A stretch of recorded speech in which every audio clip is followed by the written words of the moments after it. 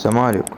حاجات ممكن تخليك مش عايز تعمل اي حاجة في حياتك وتخليك شايل هموم الدنيا كلها، فلازم نغير السلب ده لحاجات ايجابية. طب ازاي؟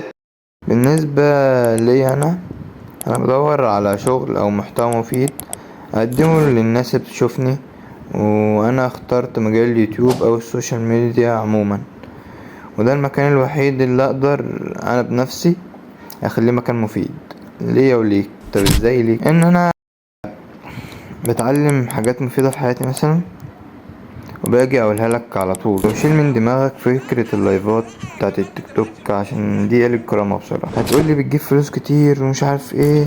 هسألك سؤال، انت المفروض لما بتشتغل لازم تقدم حاجة عشان تلاقي مقابل. قولي هما بيقدموا ايه عشان يجيبوا الفلوس دي؟ هتقولي مش عارف. هقولك انا، هو بيضحك الناس عليه عشان الفلوس وبيهزق نفسه عشان الفلوس. انت لو اشتغلت ب2000 جنيه في الشهر، انت كلمتك فوق دماغ اكبر واحد معاه فلوس من اللايفات والهلس والكلام ده. عايز تجيب فلوس؟ اتعلم حاجة، انصح الناس، افهم حاجة اسمها كرامة. يا رب تكون فهم. سلام.